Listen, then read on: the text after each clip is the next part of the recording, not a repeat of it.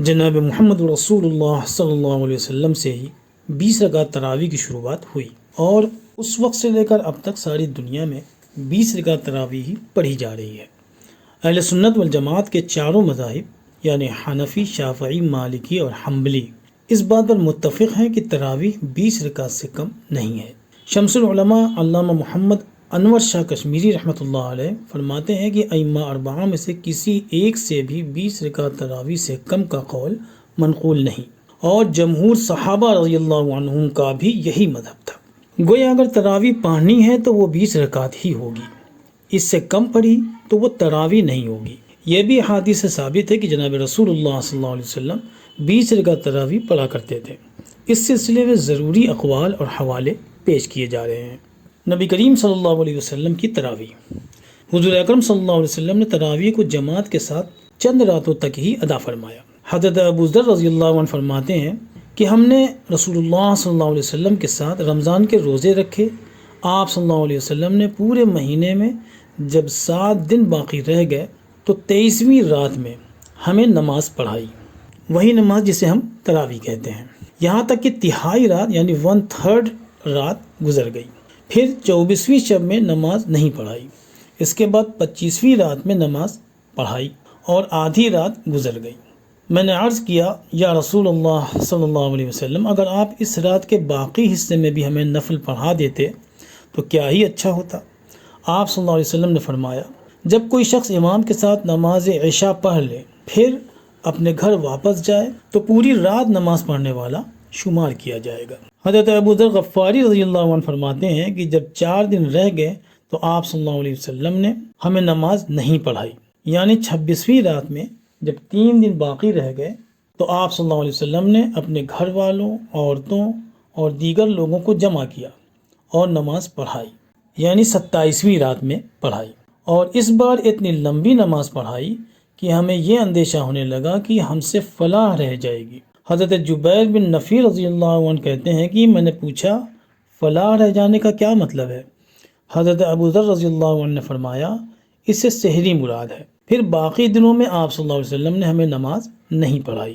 یعنی اس تمام تفصیل کا خلاصہ یہ ہوا کہ پہلی دفعہ جب آپ صلی اللہ علیہ وسلم نے رمضان المبارک میں نماز پڑھائی، تراویح کی، تو 23ویں، 25ویں اور 27ویں شب میں پڑھائی، بقیہ راتوں میں نہیں پڑھائی۔ یعنی 23ویں کی شب میں تہائی رات تک نماز پڑھائی، 25ویں شب میں آدھی رات تک پڑھائی اور 27ویں شب میں سحری تک نماز پڑھائی۔ اس کے بعد پھر آپ صلی اللہ علیہ وسلم نے نماز نہیں پڑھائی۔ کیوں نہیں پڑھائی؟ اس کا جواب بھی خود حضور اقدس صلی اللہ علیہ وسلم نے دوسری حدیث میں ارشاد فرمایا ہے۔ حضرت عروہ بن زبیر رضی اللہ عنہ سے روایت ہے کہ حضرت عائشہ صدیقہ رضی اللہ عنہا نے انہیں بتلایا کہ رسول اللہ صلی اللہ علیہ وسلم ایک روز درمیان رات میں گھر سے تشریف لے گئے اور آپ نے مسجد میں نماز پڑھی اور آپ کے پیچھے لوگوں نے بھی وہی نماز پڑھی۔ جب صبح ہوئی تو لوگوں نے پچھلی رات کی نماز کا آپس میں ذکر کیا، چنانچہ دوسری رات لوگ پہلے سے زیادہ جمع ہو گئے۔ اس رات بھی آپ صلی اللہ علیہ وسلم نے نماز پڑھی اور آپ کے ساتھ وہی نماز لوگوں نے بھی پڑھی۔ صبح ہوئی تو پھر چرچا ہوا اور تیسری رات لوگوں کی تعداد اور بھی زیادہ بڑھ گئی۔ اس رات بھی آپ صلی اللہ علیہ وسلم نے نماز پڑھی اور آپ کے ساتھ لوگوں نے بھی پڑھی۔ جب چوتھی رات آئی تو مسجد نمازیوں سے اتنی بھر گئی کہ لوگوں کو جگہ کم پڑنے لگی۔ اس رات حضرت صلی اللہ علیہ وسلم رات کی نماز پڑھانے نہیں آئے بلکہ صبح فجر کی نماز کے لیے تشریف لائے۔ جب نماز ادا کر لی تو آپ نے لوگوں کی طرف متوجہ ہو کر اللہ تعالیٰ کی حمد و ثنا بیان کی اور فرمایا، تمہارا رات کو یہاں آنا مجھ سے چھپا نہیں تھا، لیکن میں ڈرا کہ کہیں نماز پڑھنے کے تمہارے اس شوق و ذوق اور رغبت کو دیکھ کر اللہ تعالیٰ کی طرف سے تم پر یہ نماز جو رات کو پڑھائی جا رہی تھی فرض نہ ہو جائے اور تم اسے ادا نہ کر پاؤ۔ چنانچہ لوگوں کو آپ صلی اللہ علیہ وسلم کے اس رات نماز نہ پڑھانے کی وجہ معلوم ہو گئی۔ پھر آپ صلی اللہ علیہ وسلم کی وفات تک یہی معمول رہا جو اس بار تھا، یعنی اس رات تھا۔ بہت سے لوگوں کے دلوں میں یہ خیال پیدا ہوتا ہے کہ جناب نبی کریم صلی اللہ علیہ وسلم خود کتنی رکعت تراویح پڑھا کرتے تھے، تو جلیل القدر صحابی اور آپ صلی اللہ علیہ وسلم کے بھتیجے حضرت عبداللہ ابن عباس رضی اللہ عنہما فرماتے ہیں کہ نبی کریم صلی اللہ علیہ وسلم رمضان المبارک میں 20 رکعت تراویح اور اس کے علاوہ وطر پڑھا کرتے تھے۔ حضرت جابر بن عبداللہ رضی اللہ عنہ فرماتے ہیں کہ ایک رات رمضان المبارک میں نبی کریم صلی اللہ علیہ وسلم باہر تشریف لائے اور صحابہ کرام رضی اللہ عنہم کو 24 رکعتیں پڑھائیں، 4 عشاء کے فرض اور 20 تراویح، پھر 3 رکعت وطر الگ سے پڑھائی۔ حدیث نبوی صلی اللہ علیہ وسلم کی روشنی میں خلفائے راشدین رضی اللہ عنہم کی سنت کیا ہے؟ ارشاد نبوی ہے کہ تم میں سے جو شخص میرے بعد زندہ رہا وہ بہت سے اختلافات دیکھے گا، پس میری سنت کو اور خلفائے راشدین کی سنت کو جو ہدایت یافتہ ہیں لازم پکڑو، مضبوطی سے اسے تھام لو اور دانتوں سے دبا لو، یعنی کسی حال میں یہ تم سے چھوٹنے نہ پائے۔ نئی نئی باتوں سے بچو، کیونکہ ہر نئی بات بدعت ہے اور ہر بدعت گمراہی ہے۔ اس حدیث پاک سے یہ ثابت ہوا کہ حضرات خلفائے راشدین رضی اللہ عنہم یعنی حضرت ابوبکر صدیق، عمر فاروق، عثمان غنی اور علی المرتضیٰ رضی اللہ عنہم کی پیروی اور تابع داری لازم ہے۔ اس سے اعراض کرنا یعنی اس سے منہ موڑنا اور اس کی مخالفت بدعت و گمراہی ہے، واللہ المستعان۔ پہلے خلیفہ راشد یعنی خلیفہ رسول حضرت ابوبکر صدیق رضی اللہ عنہ کے دور کی سنت تراویح ہے۔ اب تک پیش کی گئی احادیث سے ثابت ہوا کہ حضرت صلی اللہ علیہ وسلم کے مبارک دور میں تراویح کا باقاعدہ جماعت کے ساتھ اہتمام کیوں نہیں تھا؟ وجہ آپ صلی اللہ علیہ وسلم نے خود بیان فرما دی کہ آپ کو خدشہ ہوا کہ کہیں یہ نماز فرض نہ ہو جائے اور امت پر ایسا بوجھ آن پڑے جسے وہ سنبھال نہ سکے اور تکلیف میں پڑ جائے، اس لیے آپ صلی اللہ علیہ وسلم نے خود اس کا اہتمام نہیں فرمایا، لیکن لوگوں کو ترغیب دی اور لوگ تنہا یا چھوٹی چھوٹی جماعتوں کی شکل میں تراویح پڑھ لیا کرتے تھے۔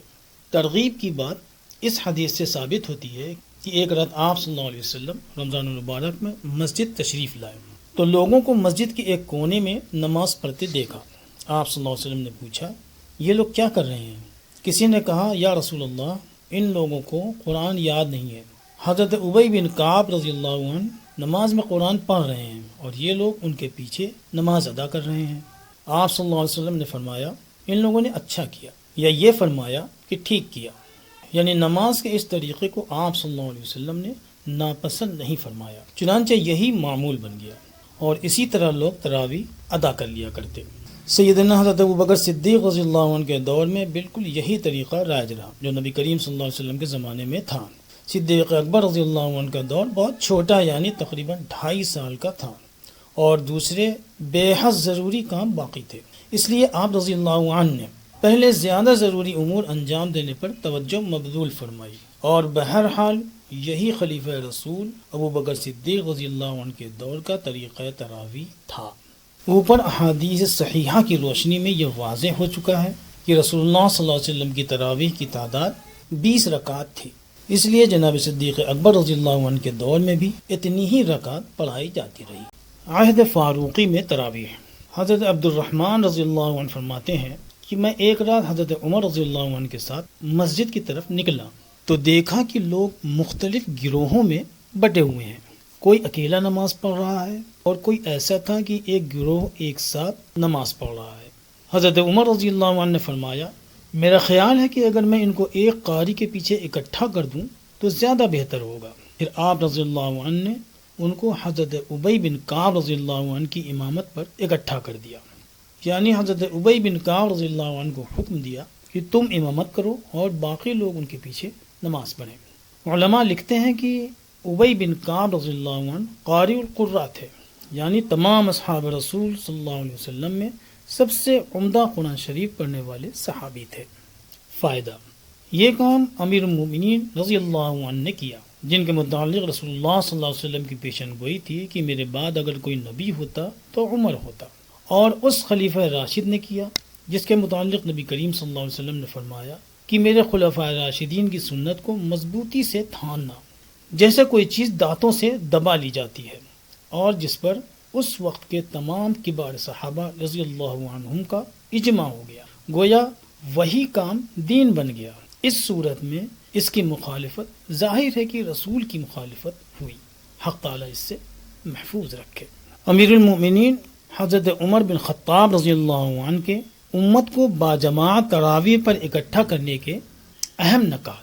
اول یہ کہ حضور اکرم صلی اللہ علیہ وسلم کی وفات کے بعد سب سے پہلے تراویح میں ایک امام کے پیچھے لوگوں کو حضرت عمر رضی اللہ عنہ نے باقاعدہ جمع کیا، کیونکہ اب تراویح کے فرض ہونے کا اندیشہ نہیں تھا۔ دوسرے یہ کہ حضرت عمر رضی اللہ عنہ نے اس امام کو 20 رکعت پڑھانے کا حکم دیا، جیسا کہ روایات سے ثابت ہے کہ آپ صلی اللہ علیہ وسلم اتنی ہی رکعت پڑھا کرتے تھے۔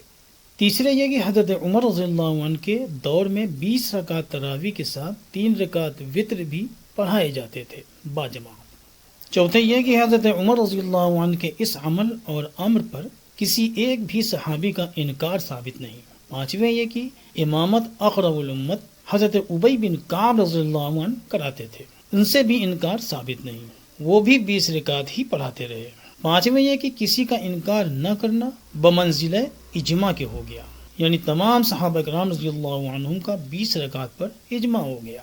عثمان و علی رضی اللہ عنہما کی تراویح، حضرت عثمان غنی اور حضرت علی رضی اللہ عنہما کے دور میں بھی 20 رکعت تراویح وطروں کے ساتھ باجماعت ہوتی رہی، اور حضرت علی رضی اللہ عنہ تو خود امامت بھی فرماتے تھے۔ ملا علی قاری رحمہ اللہ فرماتے ہیں کہ صحابہ کرام رضوان اللہ علیہ مجمعین کا اس بات پر اجماع ہے کہ تراویح 20 رکعت ہیں۔ 8 رکعت تراویح کا تصور کہاں سے آیا؟